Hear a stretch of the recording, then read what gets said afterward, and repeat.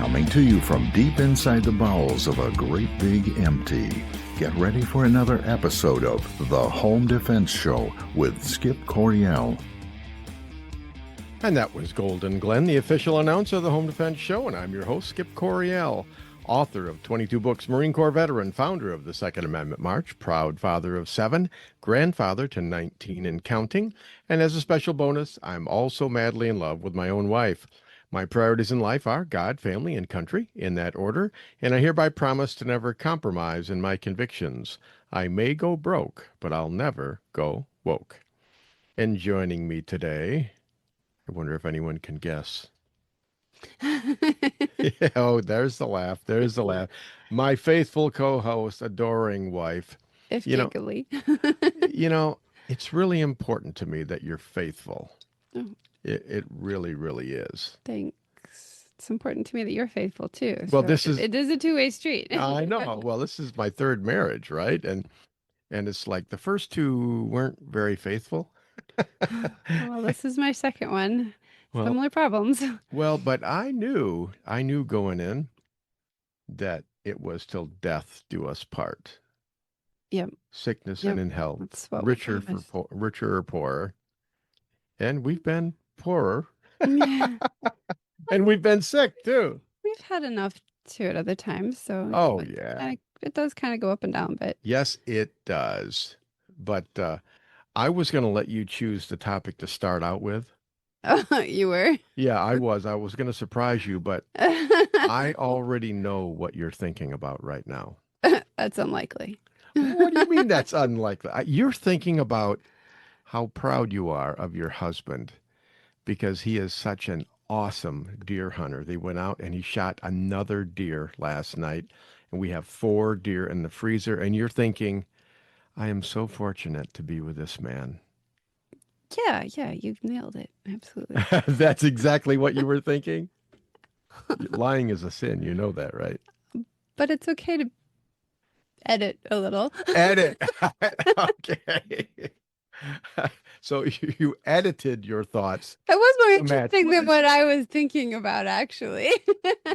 All right, be honest. It's like you weren't thinking that, but it's like, well, but now that you mention it, Yeah, I just know that you love to have a freezer full of deer and you like to share it too. And I'm glad that you yeah, got yourself another deer. Yeah, You're felt good. quite the hunter, that you're going to be Thank you. fine. And, just a few days ago, you were worrying that you weren't going to get your deer. You're so funny. Oh, You were so worried. And then I'm like, it's just going to be fine. And then all of a sudden you had an idea and there you go. All this meat. oh, yeah. Well, You're fine. You do a great job hunting every year. in 90+ degree weather is tough. Yeah. It's tougher than I thought it was going to be. This is my third I think doing anything year in that. hunting on crop damage permits in July and August. And it's tougher than I thought. I mean, the first year is easy, but then I've noticed, You surprise them, huh? yeah, they'll come out into the soybean field to And it's eat. easy to get a fawn too, right? Yeah, and then you shoot them, Mm-hmm. but then it's like they talk to each other. They And they go, might. Maybe. did you see what happened to Henrietta the other day? Oh, She was just out there in the soybeans minding her own business, and she just dropped over dead. oh. And so they avoid the soybeans until after dark. Mm-hmm. And the corn is 8 feet tall. So, when the going gets rough, the tough get sneaky. Get sneaky. Yeah.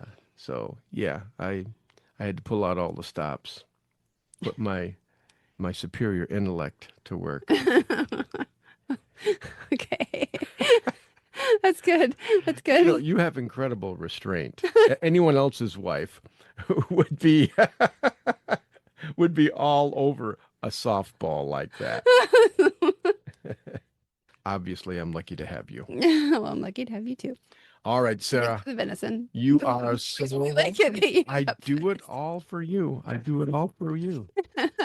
It's just a coincidence that I enjoy it. I was gonna say, yeah. I think the 3 men in the house especially like the venison. Yeah. Well, can I call a 15-year-old a man? Like he eats more than a man does, so it feels like Yeah, he's a man in the like making. I'm Yeah. feeding 3 men. Yeah, And Phoenix is going to be incredible. He will. he is. Yes, and he went and helped you bring it in, which Yes, he did. Yeah. He did. Yeah, so last night, the side you didn't see, he came inside and I was upstairs trying to get Amethyst ready for bed. And he says, Mom, Dad wants, and then he spits off a bunch of stuff, including finger spray, and nobody knew what finger spray was. I was supposed to get finger spray, a washcloth, and a towel. And I'm like, okay, well, I see this towel again. I don't know. Okay, what kind of washcloth? I don't know. What is finger spray? I have no idea. Okay, so that was what I had to go on. So, and so I come downstairs and we're trying to figure out what to do. Luckily, Cedar walks in. He says he needs vinegar, but he doesn't need it in a spray bottle. Well, we'd managed to figure out that the finger spray was vinegar spray. And then I'm like looking all over for a spray bottle to put this vinegar in, and Cedar walks in and says he just needs the vinegar. Don't worry about the spray bottle. And then he says, Phoenix, maybe tell him so. Meanwhile, all of this, we're like, we could just go ask Dad, but Phoenix is like, I'd ask him, but he's in a really bad mood. I'm like, I'm like, okay, so we're trying to figure out how to do this. Oh, and hurry. And we had no idea what finger spray really was. So we were like really panicking trying to figure it out. So finally he goes out there and then he comes in a little bit later. I'm like, okay, is Dad in a better mood? He's like, yeah, he's okay now.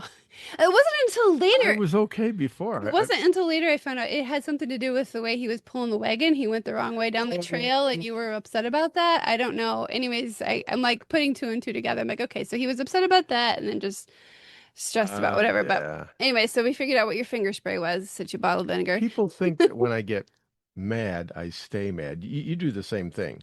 I'll raise my voice or I'll get impatient, and then you get upset because you think I'm angry at you, and I'm not really angry at you. And I keep telling you, when I get angry, I'm angry for about 35 seconds, Yeah, but and then I'm over it. But the people that I got mad at, they're not over it. well, you kind of dish it a little Oh, when you're in that mood. I can't believe you would say And that so then there's a little, on the podcast. you can delete it. I won't. I won't. Sarah, what? I'm not going to let you talk anymore. I lost my privileges, sorry. All right. So what's on the show today? Oh, man, we got some really good stuff to talk about today, actually. All right. Good. Legit, What do we got? legitimate good stuff. Okay, today we're talking to Tom Sheffield about his new book, The Great Acorn Mix-Up. Then in the shootingclasses.com self-defense report, we'll be talking with Rod Yoder from Ohio, all about naked men who get drunk and break into homes. You didn't know we were going to talk about that. did you? Yikes. Yeah, that's a vivid image. That is vivid, not in a good way. All right. But before we get too far into the show, let's thank our sponsors, United States Concealed Carry Association, shootingclasses.com, Center Shot Indoor Gun Range, and Apple Tree Media. All right, Sarah, what's in the news today? Record low number of Americans report drinking alcohol, and new teetotalers are explaining why. What, before you read the article? Oh, I already read it. Oh, Sorry. okay. I'm supposed to prep, you know. I was going to see if you could guess what it was, because I Actually, guess I'm really curious. I didn't know. I didn't know either, and I'm thinking, Well, I had a guess, and I think what was your guess? some kind of health issue, but they're still not specific. Like this article left me with more questions. So, Oh, okay. more Americans than ever are choosing not to drink alcohol, according to a new Gallup poll. Only 54% of respondents to Gallup's annual consumption habits survey.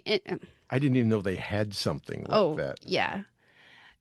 Conducted last month say they consume alcohol, which is the lowest on record in nearly 90 years. This coincides with a growing belief among Americans that moderate alcohol consumption is bad for one's health, which is now the majority view for the first time, Gallup said in a press release. But that confuses me. Why? Because at the same time, people are starting to smoke marijuana in ever-growing numbers, and it's like, okay, if you think alcohol is bad for you, the same kind of reports are starting to come out about, marijuana. And it's like, why would you not make the correlation? Maybe the marijuana has something to do with it. What do you mean? You're high and not thinking clearly. Well, kind of like same thing with alcohol, right? Yeah. None of those things will make you able to think more carefully. All right. Okay.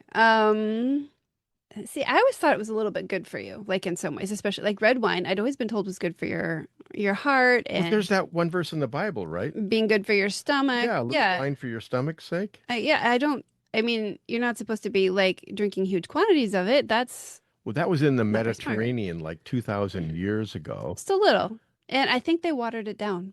I think they drank it Oh, water. yeah, yeah, I think you're right. That was my understanding. I mean, I wasn't there. Okay. Not all wine is created equal, I guess. We tried to make some wine. It didn't work. We made vinegar, didn't we? It was doing really good, and then there was a lot of white things floating on it, and I became afraid. All right. It was good for a little while. The National Institute of Alcohol Abuse and Alcoholism cites 9 body systems impacted by alcohol use. Current research points to health risks even at low amounts of alcohol consumption, regardless of beverage type, its website says. Those who do drink are drinking less, Gallup reported, averaging about 2.8 drinks a week. Over the past 2 years, Republicans have reported a sharp drop in drinking habits, but Democrats' percentages have held fairly steady. That doesn't surprise me at Well, all. also, I was noticing at 2.8 drinks a week. That's not, That's not much. That's not much at all.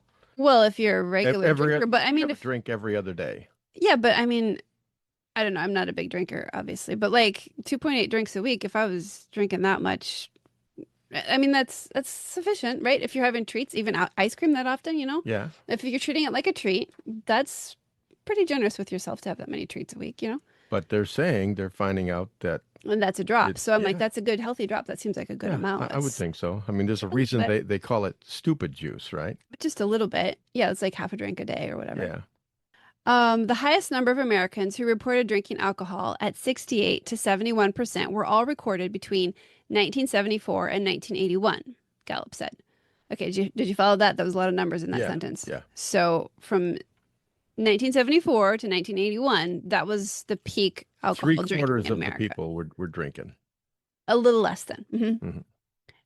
Beer is still the most preferred alcohol, the global analytics and advisory firm said, adding that it has documented 3 consecutive years of decline in the U.S. drinking rate as research supporting the no amount of alcohol is safe message mounts. Hmm. So I've been trying to make soaps and salves, right? And one Right. of the things that people like to make are tinctures. But I have been noticing that people are afraid to give tinctures to their children. So I'm like, well, maybe I Oh, should because there's pursue. alcohol in it. Oh, you're right. Yeah, it's Yeah. based on alcohol, but you can make them with oils. So I'll just give Well, kids oils instead of yum. yeah. Well, I'll tell you now. When I first read that, Mhm. I thought, oh, they're going to tell us about how alcohol is increasing crime Oh. because people just do the stupidest things after they've had 2 or 3 drinks or 4 drinks or whatever. They lose inhibitions. They're not thinking clearly, and they do things that they normally wouldn't do. I mean, that's just a fact. Mhm. So I just thought, well, people are starting to figure that out. It's like, oh, I don't want a felony. I don't want to go to prison, Mhm. so I'm not going to do stupid things. But that's not it at all. It's like America's on a health kick right now, which I Mhm. think is good, but I just didn't see that one coming. Yeah, it seems kind of surprising, but I think maybe you're onto something. They found other things that Yeah. do the high better. Well, I'm glad that people are drinking less, if Mhm. for no other reason, that they'll do fewer stupid things, I hopefully. feel like it's a gateway anyways. I mean, if you drink alcohol, doesn't that make you more open to other things? I mean, Oh, definitely. and if that's the gateway, then maybe, well, there are people who are dealing with the drugs and the harder things right now. Maybe there'll be fewer people that wander into that um, Yeah. wild Yeah, field. when I'm at the sports bar working, right? Right. Yeah. I'll see a man and a woman come in, the man will meet the woman there or vice versa, and it's like it's obvious that they don't know each other. But then after 3 drinks, it's like they're laughing, they're touching each other, and it's like you'd think, oh, these people have known themselves their whole lives, but they just met and then they end up leaving together. It's like from a self-defense point of view, That's that is crazy. stupid. Yeah. And it's really, the morality aside, that's really stupid because this guy could be the demon spawn of Jeffrey Dahmer and he's gonna, turn you into a man witch or something. It's just terrible. Yeah. But hey, that's what people do. Hmm. Huh. Shall we talk about something happy now? More cheerful? Yeah, let's talk about something I happy. don't know. The next thing, I don't know. We'll see. Who's the hero of the week, Sarah? A Florida sheriff tore into a group of rowdy boaters after a massive caught on video lakeside brawl left families and children stunned. Polk County Sheriff Grady Judd, known for his tough talking and zero tolerance messaging, ripped into the group after a chaotic video showed the punches flying at Lake Winterset, with one person left knocked out on the grass while a woman frantically performed CPR on him. I was wondering if he survived her efforts because it was I kind of I crazy didn't what she was doing. hear, but this is on the heels of that Cincinnati mob Hmm. attack. And one thing that was interesting to me is like the Cincinnati mob attack that appeared to be racial It in looked nature, it, yeah. but this was homogenous. These were all white people attacking white people, and so it's like it's not a racial thing. It's just some people are stupid, some people are mean, some people are evil, and they had been drinking quite heavily. Is that yes. Yeah. They looked like there was a piece of it that made me want to laugh in some horrible way because they were like flopping around in some just really odd Yeah, way. they weren't fighting Not in a as proper well as the way. Cincinnati people. Yeah, there was no real anger or conviction behind it. It was Yeah. like, okay. And it was a weird scene because this was a peaceful, beautiful, idyllic scene, except I really felt the women needed more clothes. But besides that, you know, sorry, that's just what I was thinking. You know, Well, I'm your husband, and but I the agree victim with did end up on the ground, unconscious. He was knocked out you. He flat. got knocked out cold. Yeah, Yeah. and the one guy that got knocked into the water, I wasn't sure about him either. He got 'Cause, sucker punched, went into the water, yeah, and if someone hadn't saved him, he would have drowned. yeah. So but I guess nobody died since they didn't mention that. No one died. I guess the CPR guy he survived the woman Well, trying to do CPR on him. folks, you should just do a search online and watch the video of this like naked woman doing CPR From a standing from a position. standing position, and it's like he's face down on the ground. She went over there, flipped him over, and immediately started doing CPR. And you're supposed to check to Hmm. see if he needs CPR. Right. She just started pumping away on his chest for, I don't know, 5, 7 seconds. And then Which is really bad for you if your heart's already yes, going. That's that's really right. bad. But that's what drunk people do. Yeah. They just don't think. I mean, they're entertaining for people who aren't drunk, but not if they're punching you Except in I the was hearing his face. ribs crack from here. Well, So, yes, yes. all right. Right. So Anything else? Judd said that unruly behavior has been an ongoing problem on the lake, and despite repeated warnings, he said that law enforcement is going to clamp down heavily on future infractions. Good thinking, Sheriff. If you want to go knuckle busting and create permanent brain injuries or the ability to have a permanent brain injury, you have to do it on your own property without creating a disturbance to your neighbors, Judd said at a Tuesday press briefing. It's over, folks. The conduct is reprehensible, Judd said. And obviously, you don't believe us when we try to warn you. So you have unleashed the teeth of the dog, and now we're going to start biting you, just like we bit these guys here. I love that. The teeth of the dog. I could write a novel with that title. The teeth of the dog. It's pretty That is serious. so Yeah. cool. His hands when he was saying that early. Teeth of Teeth of the dog. He got his hand up there.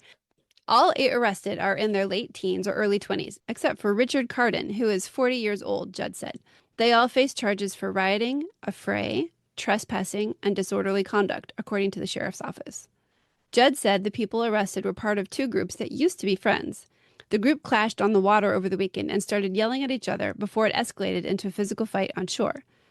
Now here you get a little of the backstory to understand what's really going on here.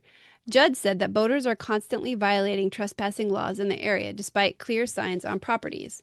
He tied trespassing to the brawl location, describing how offenders use a loophole by standing in the water adjacent to private property, then climbing onto land to fight, party, or commit indecent acts. You put one toe on that land this weekend, you're going to jail. You stand in the water and you put your finger up on that dry land, you're going to jail. Go home and get your bond money together right now. Carry it in your pocket. It'll help you get out of jail quicker. Judd said that music-blaring boaters have been part of the ongoing disruption problem at Lake Winterset. He said there isn't currently a noise ordinance covering boats, but that they plan to work with the county to change that. I like this sheriff. Yeah, this is a serious We problem need a in his lot more neighborhood. sheriffs like that. Yeah. I've noticed that Florida sheriffs tend to be tough law and order sheriffs anyways. I think it's because it's a red state and they get backing from their legislature and from the governor and all of that. I wonder, I mean, it seems like it's a big vacation area too, so the tourists Oh come yeah. through, Yeah. and tourists are going to be less respectful of people's property just because it's not their Well, day. yeah. I mean, I'm from a tourist area, I guess. I mean, Not that they were lake bad, but people, if someone comes up, pulls in our driveway and gets out on the lawn and starts partying, we call the police and, have it dealt with. But these people pull up in their, if you own lake property, they pull up into your backyard, which might be 3 feet of water, anchor, and then turn on, loud music and get drunk and do all kinds of lewd things and fight and then come up onto your backyard. That would drive me crazy. yeah, you go to all the trouble to get a lake house. Yeah. Or go visit it, or whatever. And But then, again, one of the common denominators is drinking too much and being young and dumb. well, yeah. Young and dumb with alcohol. That one guy was 40 years old, though. I feel like he ought to have known better. He probably does, but doesn't care. What was he doing hanging out with a bunch of 20-year-olds? I've got some ideas, but this is a family show. I'm glad of that. Yeah. All right. All right, Sarah, what's coming up next? Next, we are talking with Tom Sheffield about his new book, The Great Acorn Mix-Up. You guys are going to love it. It's really sweet, and it's a great book. He's got a whole bunch of them coming, too. He's got some great ideas. Well, it's about these two squirrels that someone steals their acorns, right? And then they get AR-15s, and they go berserk, and they start shooting all the other animals in the forest to resolve. Oh, you're giving me...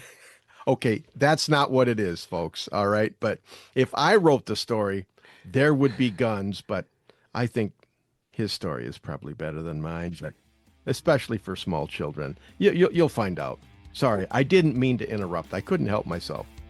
Then after that, in the shootingclasses.com self-defense report, we'll speak with Rod Yoder from Ohio, all about naked men who get drunk and break into homes. Yep, not a good combination. Mm-mm.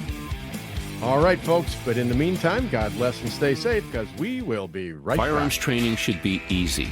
Instructors can focus on teaching and not worry about all the complex paperwork and management behind the scenes. Just pull the trigger and let us do the administrative work. Welcome to shootingclasses.com. At Center Shot Gun Range, we are passionate about training. Don't know where to start? We offer a 1-hour new shooter seminar to introduce you to the world of firearms and help you find training opportunities specific to you. Concealed carry, home defense, firearm safety, AR-15, private one-on-one training, custom training, or maybe you're on a security team looking to protect your church or business. We even offer weekday morning and evening classes. Center Shot Gun Range has you covered. Start your journey at centershotgunrange.com. Firearms training should be easy. Instructors can focus on teaching and not worry about all the complex paperwork and management behind the scenes. Just pull the trigger and let us do the administrative work. Welcome to shootingclasses.com. Attention business owners. Are you leaving your website open to security issues and hacking due to a lack of maintenance or overseas outsourcing? Don't let that happen to your business. Choose experienced U.S.-based website developers that can customize your website to fit your specific needs. Appletree MediaWorks has been growing businesses online since 2009. With over 80 years of combined experience, their team conducts constant research and development to keep up with ever-changing online threats. Your website deserves the best protection available. Call Appletree MediaWorks today at 877-977-1364 to keep your website secure and grow your business online. Or visit appletree.media. Avoid danger, save lives, and keep your loved ones safe. If this sounds good to you, you sound good to me. And I'd like to help you do those things. Avoid danger, save lives, and keep your loved ones safe.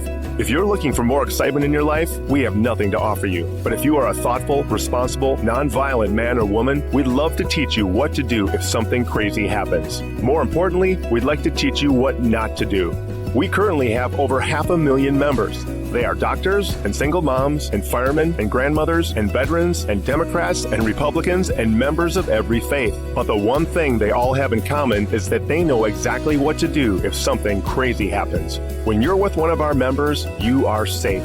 Our members know how to de-escalate situations. They know how to calm things down. We are the United States Concealed Carry Association. See what we're all about at usconcealedcarry.com. Discover the little-known backstory of the U.S. Concealed Carry Association at usconcealedcarry.com.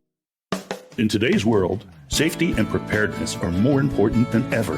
At Trinity Training and Security, we offer comprehensive training for your peace of mind.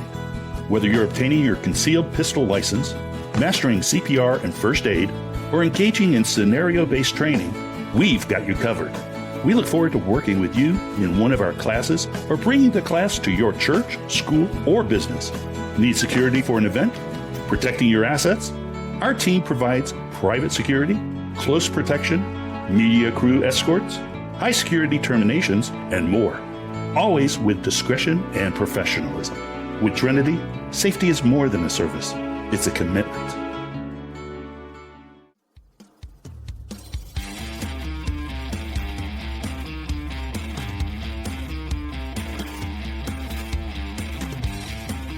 Liberals hate him, small children fear him, but God keeps on loving him anyway. Welcome back to the Home Defense Show with Skip Coryell. And that was the beautiful and sultry voice of Golden Glenn, the official announcer of the Home Defense Show. Folks, we live in a dangerous world, and I want you to be able to protect and defend the ones you love. And that's why I have this show. It's my way of empowering you to accomplish one of your primary jobs in life. You are a protector and a defender. Okay, listeners, before we get too far into the show, don't forget to check out our sponsors, United States Concealed Carry Association, shootingclasses.com, Centershot Indoor Gun Range, and Apple Tree Media. Without our sponsors, this show wouldn't be on the air, so we thank you all. And now, let's throw away the script. There, it's gone.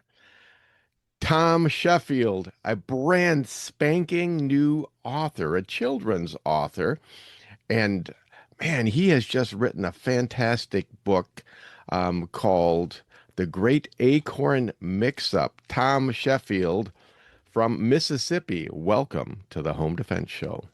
Well, thank you. It's great to be here with you, Skip. Well, you have to say that because we're friends. Are we? Yes, we are. Yes, we are. Yes. Yeah, Tom, your book is awesome. The Great Acorn Mix-Up. This is your first, book, isn't it? Yes, it is. Yes, it is. And I'm really excited being on this new adventure. It is an adventure. It really is. I mean, I've been doing it for my whole life, but even now, it's still exciting to like write something new because it's like, oh man, I wonder if this is the one that's going to take off and go big and win, be on the New York Times bestseller list, and I'll win the Pulitzer Prize, and then nothing happens. But anyways, I don't mean to discourage you, Tom. Now, wait a minute. Now, didn't you start when they were doing it in clay tablets? Yeah, well, no, papyrus. Papyrus. It was papyrus. Yeah. But anyways, tell us about the Great Acorn Mix-Up.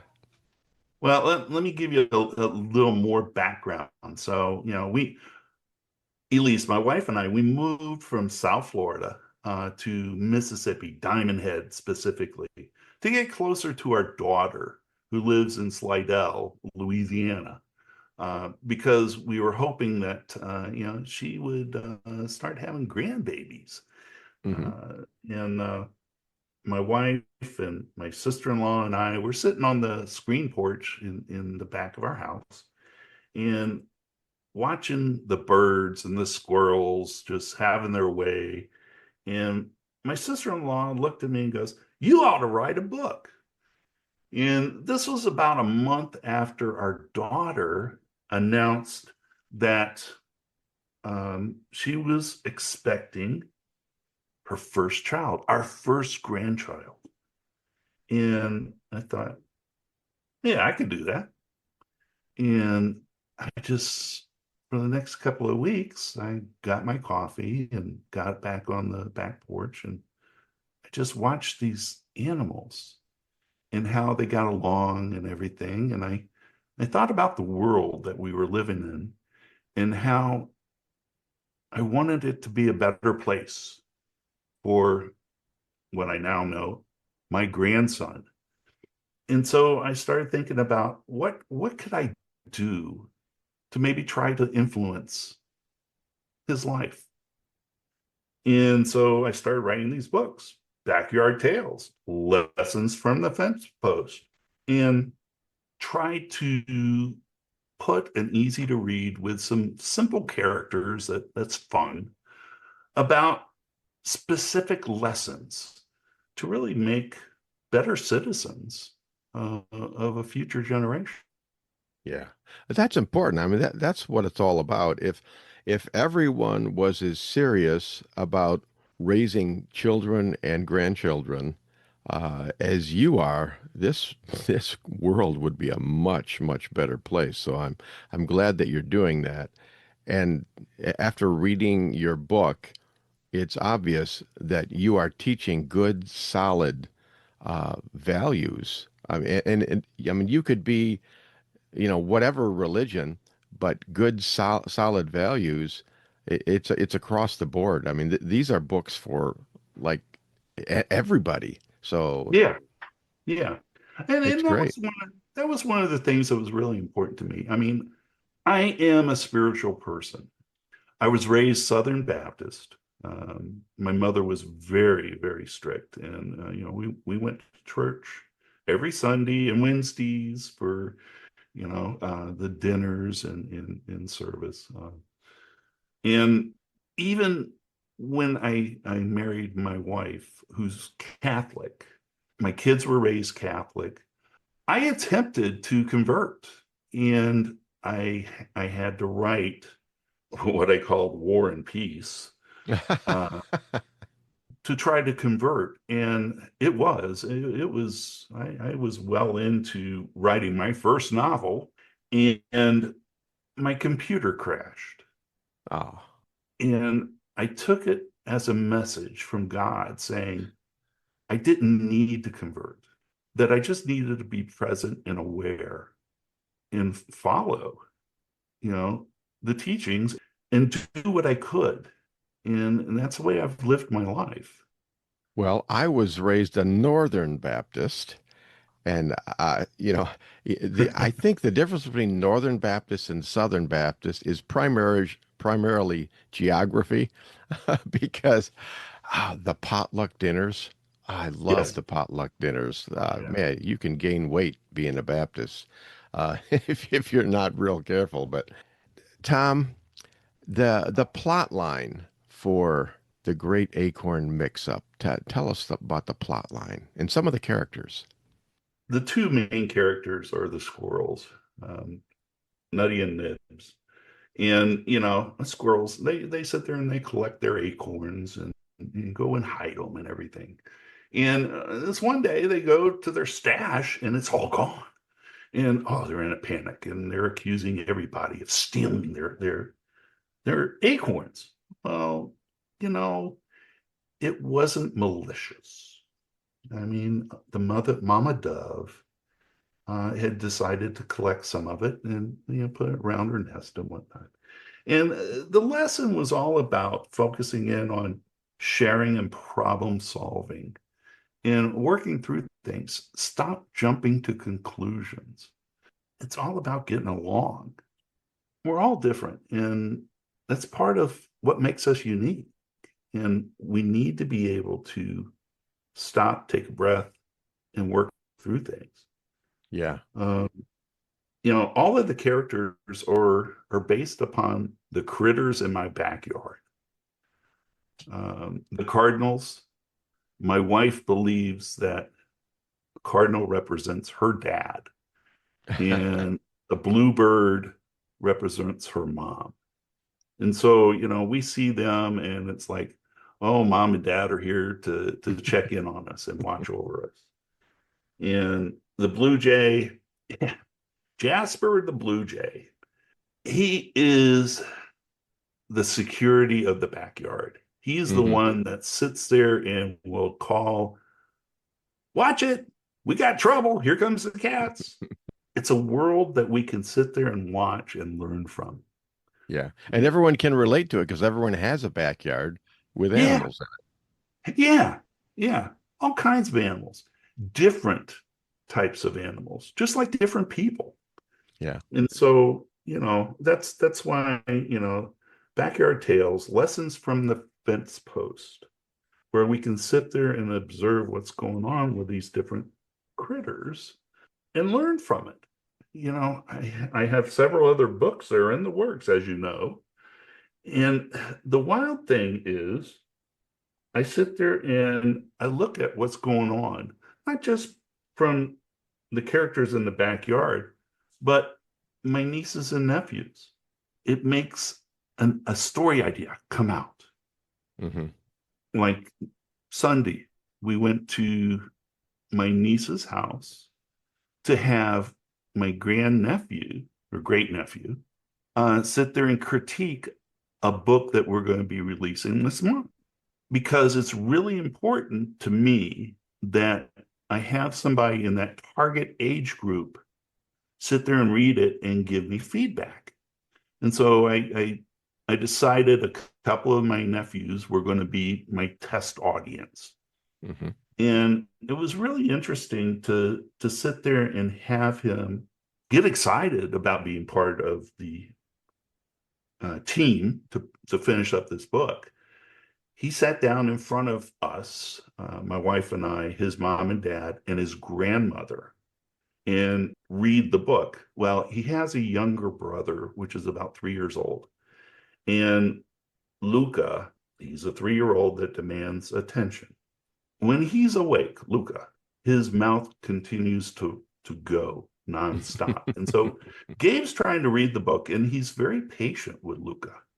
And Gabe's reading the book. Luca's talking over it nonstop. But Luca got through the book. He loved it. And he gave me some really good feedback as far as, this would be really great to have a section, of who all the casts are, the characters. And so we decided to add it to the book.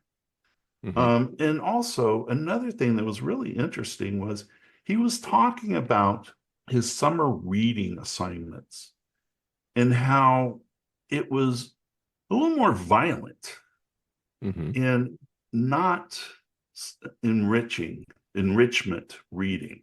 And it sat there and resonated in me that, what I'm writing, it needs to be there. That kids of this age need more positive lessons that can be subtly introduced to them in a pleasant way, that they'll be more susceptible to absorbing. And so that was really cool. During that reading, another story idea came up: siblings. How to deal with siblings. Because as the day went on, the tolerance dropped. And so, now I'm sitting here thinking about that next book and how to develop a lesson in dealing with a younger brother or sister, as well as an older brother or sister, because it's a two-way street. Yeah, well, you can pick your friends, but you're stuck with your relatives, pretty much. Amen to that. You might, you're talking about a lifelong relationship, so Yes. you might as well have a good relationship. And, that's the thing. Kids love animals. And when you're a kid, you have an imagination that's like in overdrive all the time. And it's easy for a kid to imagine that animals can talk and that they're just like you and I. And they love books about animals.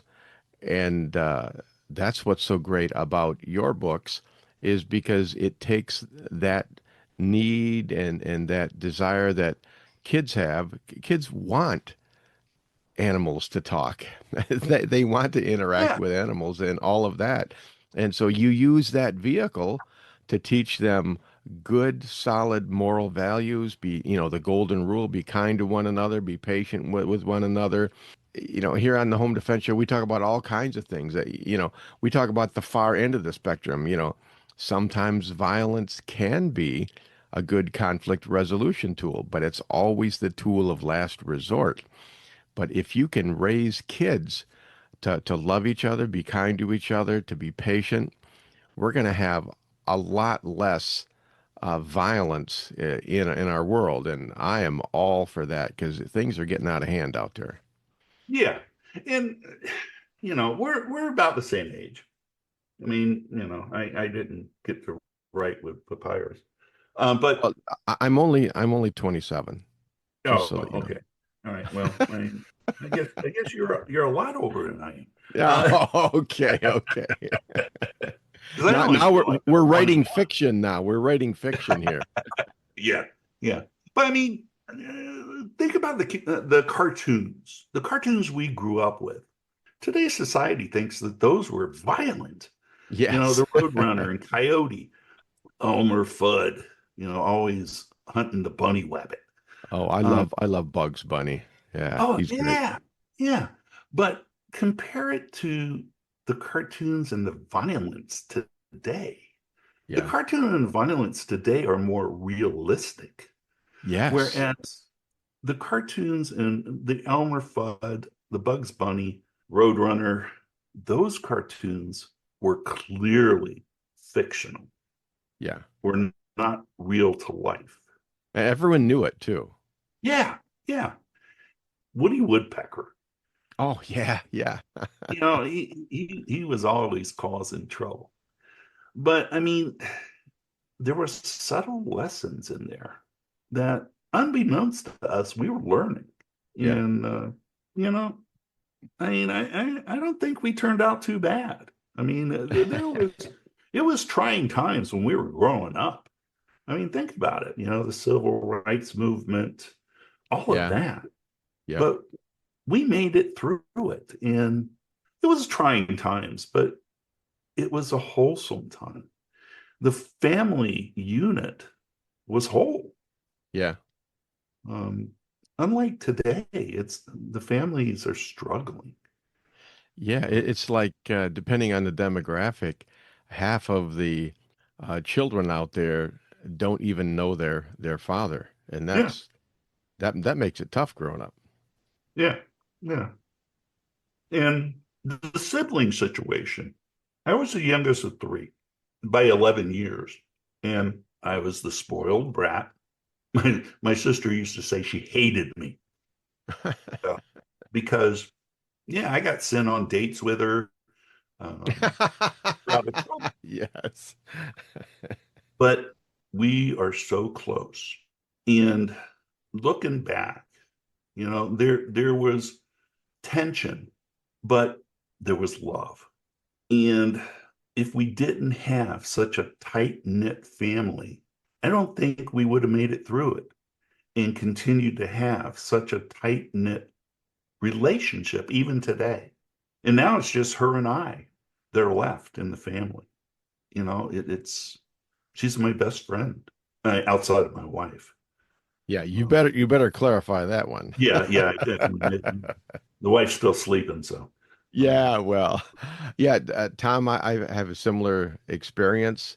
I'm like the second in seven kids and fairly close family. I mean, we still get together every, every single holiday. We get together. My mom is still here with us. I think she's like 88. mm, But no, we're fairly close. But there was always a tension when we were when we were growing up together, getting on each other's nerves and all of that. But at the end of the day, we always knew that okay, we were going to be there for each other. And mhm. that's one of the lessons that the Backyard Tales talk about. So I'm glad that you're writing not just one book, but a whole bunch. I can see you doing dozens of these books because there's so many life lessons that kids need to learn. So good job, Tom. Yeah, yeah. Well, and again, I'm writing it for one person, but if it helps others, great. Yeah. And you're Um, going to have more grandkids. So you're going to need more books. God willing. No, Okay. I'm All hoping right. I can talk my son into having kids. Yeah. Well, Tom, we're about out of time Yeah. for this segment. But before you go, please tell people how they can get a hold of these books, because I want everyone in the audience to have one. Well, I do too. And right now, they can get them off of Amazon. And also, my favorite publisher, White Feather Press. Yeah, they're great, I think. Hmm? I think White Feather Press is great. I'm very impressed. If they're down here in the Mississippi area, Love Pharmacy's getting ready to be exclusively carrying them. Oh, awesome. Yeah. Good news. Yeah, All right, they seem to like- Amazon.com. Yeah. Amazon.com, Tom Sheffield. Spell your last name for everybody, Tom. Sheffield. Oh, I got it right. Good. All right, Tom. Well, thank you very much for being on the Home Defense Show, and thank you for all that you do to help out our children as they grow. I love it. And thank you for having me on. Appreciate it. All righty. Okay, this is Skip Coryell on the Home Defense Show. Coming up next, we'll be speaking with a self-defense instructor all about crime, how to handle it, in the shootingclasses.com self-defense report. But during the break, I want you to log into rumble.com and search on the Home Defense Show. I've posted a series of entertaining and educational videos there just for you. Check them out. And don't forget to like, share, and follow. Don't forget to go to Amazon.com, search on the Great Acorn Mix-Up. God bless and stay safe, because we will be right back. Firearms training should be easy.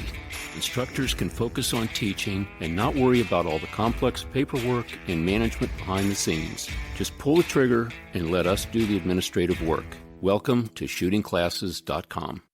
At Center Shot Gun Range, we are passionate about training. Don't know where to start?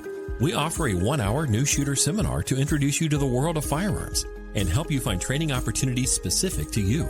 Concealed carry, home defense, firearm safety, AR-15, private one-on-one training, custom training, or maybe you're on a security team looking to protect your church or business. We even offer weekday morning and evening classes. Center Shot Gun Range has you covered. Start your journey at centershotgunrange.com. Firearms training should be easy. Instructors can focus on teaching and not worry about all the complex paperwork and management behind the scenes. Just pull the trigger and let us do the administrative work.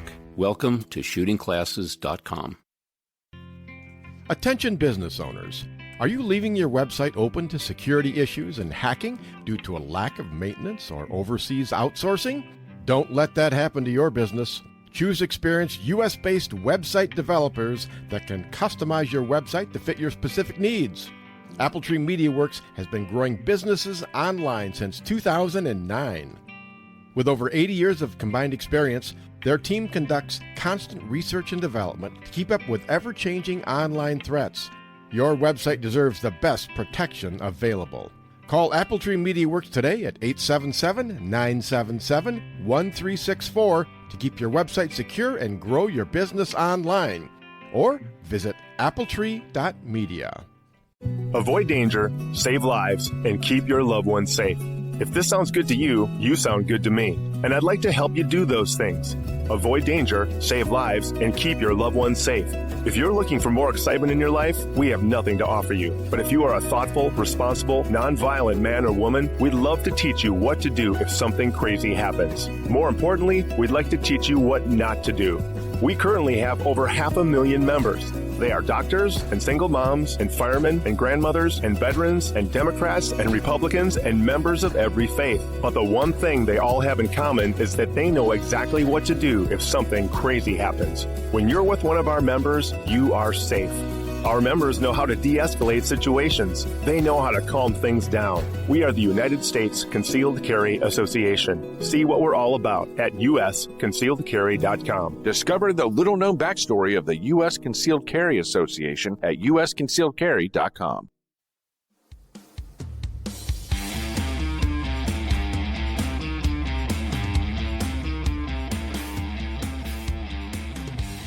The mere sound of his voice makes women swoon and men storm the gates of hell.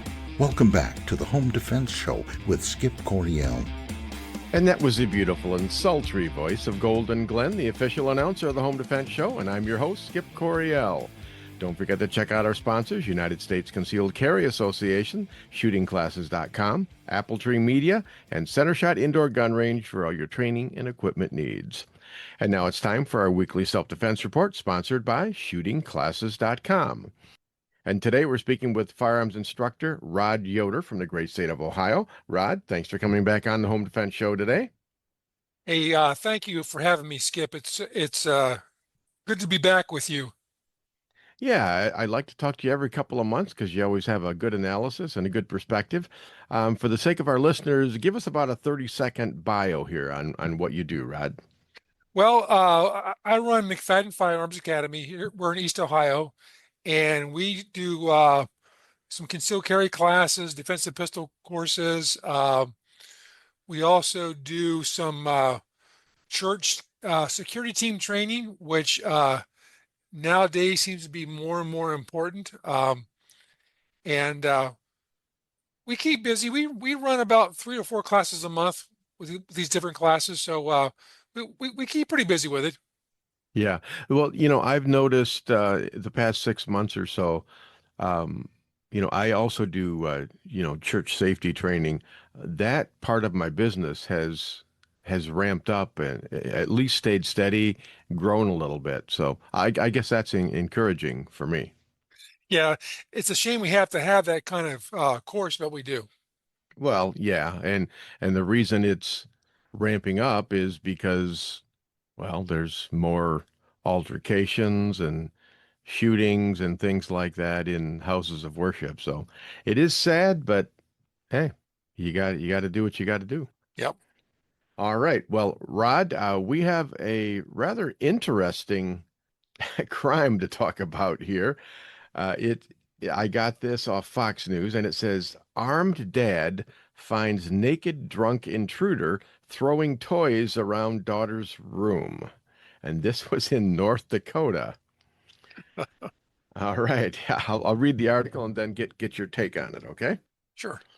It says North Dakota homeowners were awakened by loud banging noises in the dead of night and found a naked and highly intoxicated man trashing their daughter's bedroom, according to police records. Bismarck Police Department responded to the home on West Bowen Avenue just before 3 a.m. Friday and found the male homeowner holding the birthday suit-clad intruder at gunpoint. The homeowners told police that they were awoken to loud sounds coming from downstairs. The male homeowner discovered the suspect, grabbed his firearm, and instructed his wife to call 911. The couple told police that they found the suspect, identified as Alvin Ducheneau, trashing their daughter's unoccupied bedroom and throwing toys and clothes around the room. Ducheneau reportedly told the homeowner he was there to pick up clothing for himself. The man reportedly entered the home through an unlocked back door after the family went to bed.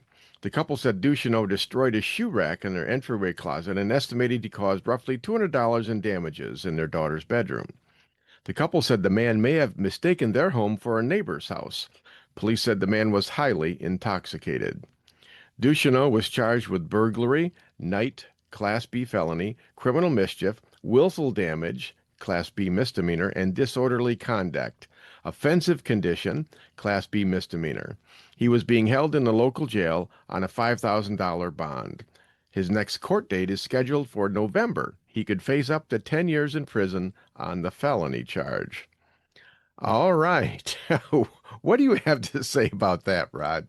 Well, I assume this just happened recently, and since this was in North Dakota, I'm glad it was warm weather out because it sounds like he was in his birthday suit. Yes, he was. Well, this was in October. October. Okay, well, yeah, it would have been kind of chilly in North Dakota in October. So, yeah, that's what I was thinking. Yeah, I assume. Well, it doesn't say whether he was clothed when he came in the house, but either way, it would have been chilly up there. But well, yeah. Well, he said he came into the house to get clothes. Yeah. He should have went to a Walmart. Yeah. But what are your initial thoughts on this? Well, my first thought was number one, he entered through an unlocked door. Oh yeah. Yeah. And I think most of us have a routine every night that, when we close our house up. There's been times I know when I've gotten up the next morning and the garage door's been left up all night long, Hmm. by mistake. But just the fact that he came through a locked door, if that would have been locked, this whole thing probably would not have happened. Yeah. They might have heard him outside trying to get in the house, and then might have been able to keep him outside the house. Or he So may have just went to the neighbors and kept trying. yeah, exactly. Yeah, because it sounds like he had a mistaken house. He was looking for a neighbor's house, the way the article kind of reads. So Yeah, it's hard to try and figure out how drunk people think because they're not really in their right mind. no, and this is not uncommon. I know of a situation similar to this that I was told basically secondhand, but it was a person that knew this person very well. It was a lady. She was a homeowner. She heard her house being ransacked downstairs, and actually she was a firearms instructor. And as the guy was turning the knob on her bedroom door, she addressed that person and said, "If you come through that door, I'm going to shoot you." And the voice behind the door said, "Beverly." Beverly was the neighbor. Here, Oh. here he was in the wrong house. And Uh-huh. she said, normally I would not have addressed him, but for some reason I had it in my mind, I better this time. And otherwise she would have shot her neighbor's husband. So Yeah. Yeah, I've heard stories like that too, Rod. Cases where they just got drunk, they went into the wrong house, and I've heard of cases where they've actually been shot and killed, and other cases like what you just said, where the guy didn't kill them, but in a case like that, I guess technically they would be legally justified in doing that under castle doctrine. But you would still feel really bad if you did that. I mean, someone did something stupid, but did they deserve to die? And you probably don't want to be the person that kills them. no. And it kind of goes to show that, every situation doesn't require, use of force. Yeah. Um, if you can identify what's going on, if you process what's going on, hey, I don't need to use deadly force in this situation. Yeah. Well, in this case, the homeowner retrieved his gun. The wife got on the phone with 911. He confronted this man, um, didn't shoot him, held him at gunpoint. What do you think about the homeowner's response to this? How would you grade him? Well, luckily he had the gun close. He had the gun available. However, it's not always the best idea to go looking through your house for the intruder. Uh, Again, it doesn't say who else was in the house. I kind of assume it was just him and his wife, although the intruder was in the bedroom of a daughter, but it was unoccupied. Hmm. Um, so we always kind of say, if you can have your safe room established, barricade yourself in there, get on with 911, let the police come and deal with the person instead of you trying to go out and find the person at 3 in the morning, is probably going to be a better outcome for you. Yeah, I agree with you. And what I'll tell my students, I'll tell them, I say, listen, room clearing is one of the most dangerous things that police officers do because you call them up on the phone and you say, hey, I've got a bad guy. He's in my house. Come and take him out of here. I mean, basically, they're like slicing the pie, going from room to room, and every room they walk into, they could get ambushed, and they really don't know what they're walking into. And it's a skill set to being It able is. to clear rooms, and most of us do not have that skill set. You're exactly right. Uh, and what I'll do about every 2 or 3 months when my wife leaves the house, I will go through and I'll clear my house as if somebody may have been in it. And that way I know where all the corners are at Yeah. and all the funnel points are at in my own house. And in case I have to do that, then that kind of brings that stress level down as you're doing that. But it's not something that you'd want to do if you're not trained for that. Well, and you kind of have the home field advantage when you do that. One thing that I've done is I have a streamlight flashlight on my pistol, my home defense pistol, and I find that it's really nice because it has like a very high lumen bright light plus a laser on it, so that which is really helpful if when you're in low light conditions inside your home. Um, but I think for most people, they're better served just staying in the safe room, locking the door. If you have a lock on your safe room, get behind cover, get your gun out, get ready to shoot, but then get on 911 or have your spouse call 911 so the cops can come, do what they do best.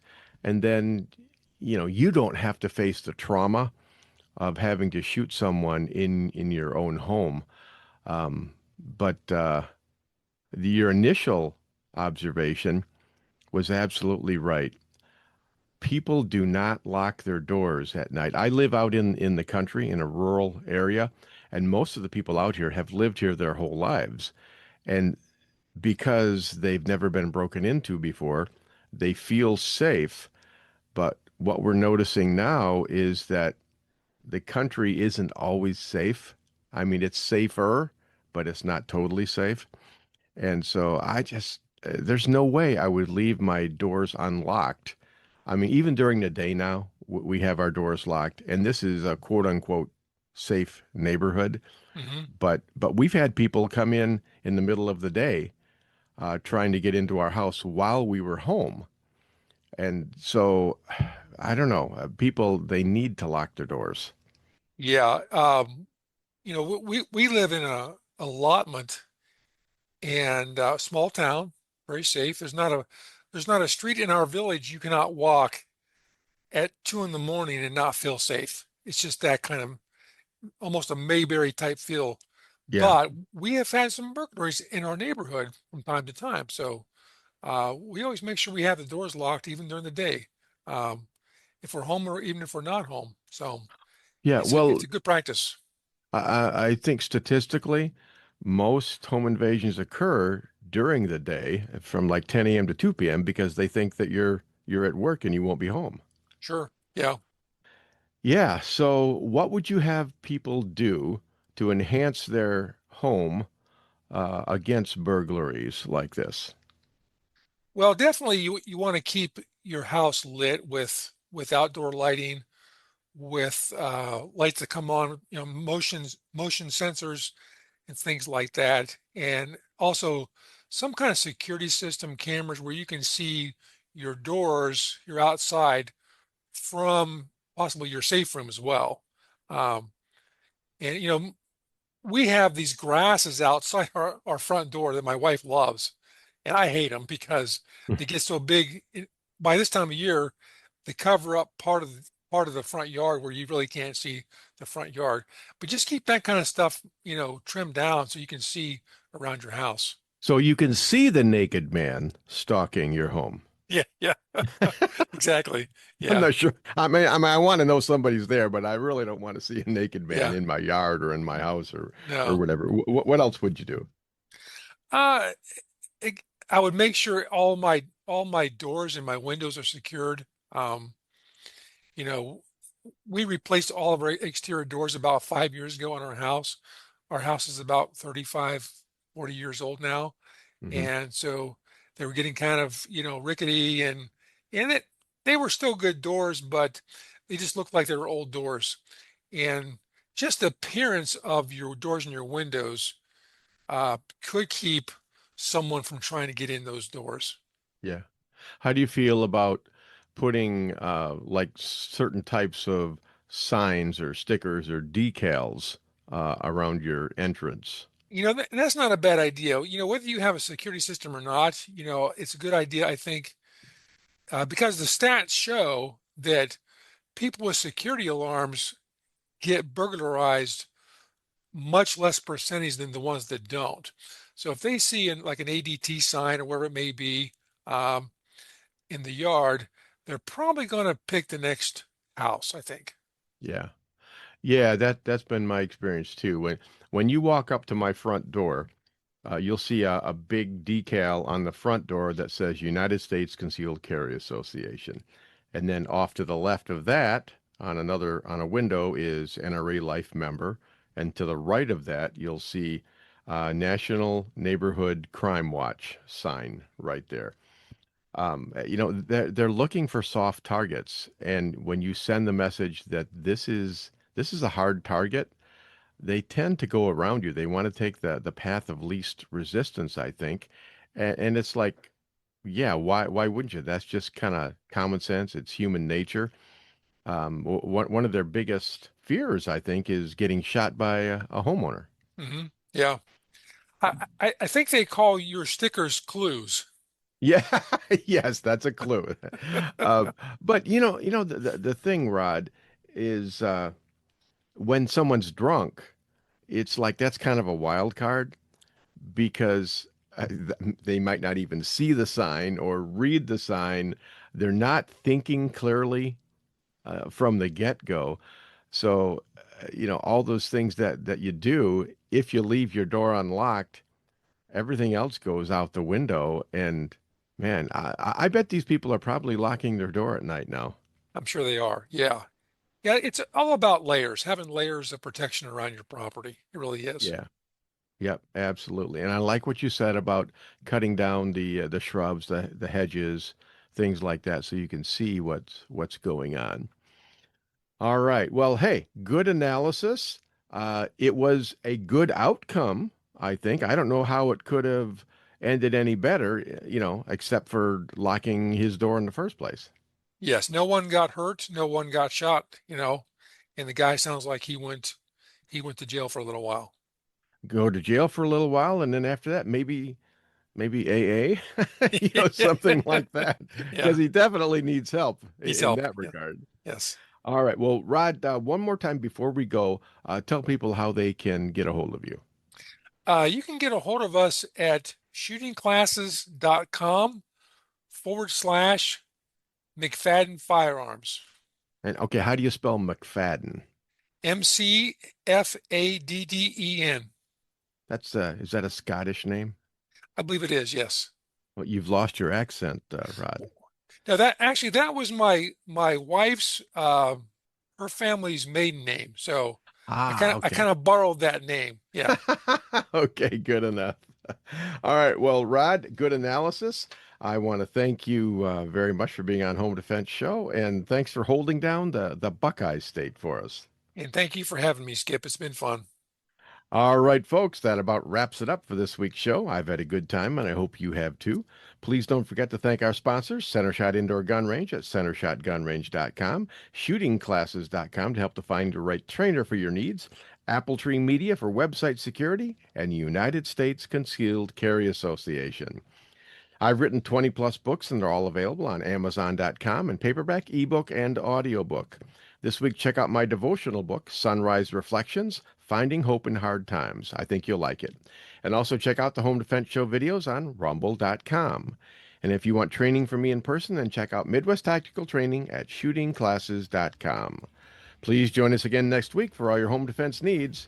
And watch out for those naked crazy people busting into your home. In the meantime, God bless and stay safe. Thank you for joining us this week on the Home Defense Show. Now, get out there and protect the ones you love. We'll see you next week with more of the best. Bye-bye, boys! Have fun storming the castle!